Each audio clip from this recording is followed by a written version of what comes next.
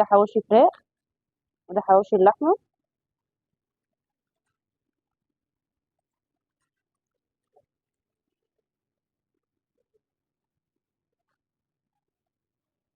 نحطها على الجريل عشان العيش ما يلزقش.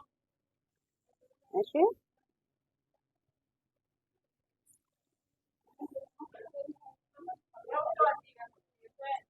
بياخد حوالي ربع ساعة، تلت ساعة.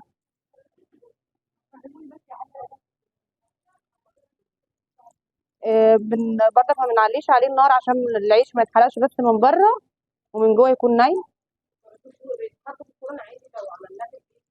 عادي، لو انت ما عندكيش جريل بقى بتحطي عادي في صينية عادي.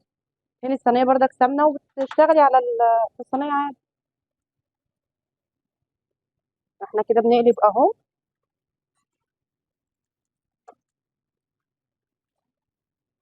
بقى بتبقى الفرن من تحت بقى موطيه عشان موطيه عشان ما يتحرقش.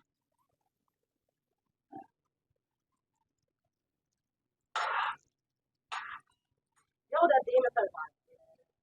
من ربع لتلت ساعة، مش بياخد اكتر من كده. بصي اللحمة من جوه اهي، الجنب اللي اتقلب بدأ ايه يستوي. يعني على الجنبين بقى دي الفراخ لازم يستوي من الجنبين، هو بيستوي من الجنبين. فتحها بس تفتيحة بسيطة كده عشان نقلبوه تاني، عشان يستوي، عشان لو في مية ولا حاجة جوه كده.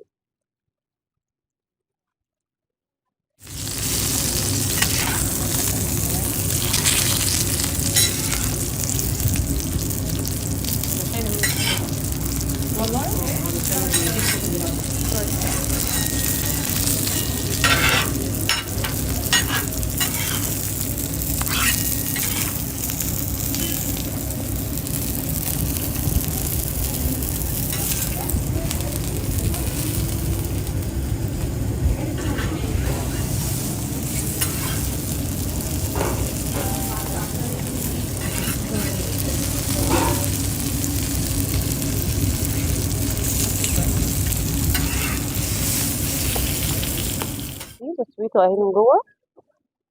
تمام. اهو.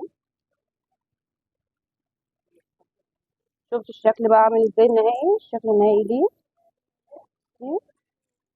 الوشين مسمرين ازاي. ده حواوشي فراخ، وده حواوشي اللحمة.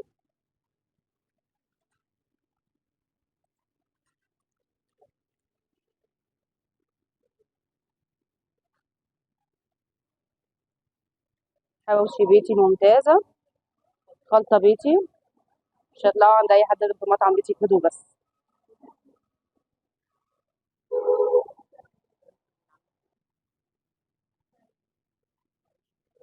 حواوشي بيتي، حواوشي جريل من مطعم بيتي فوق.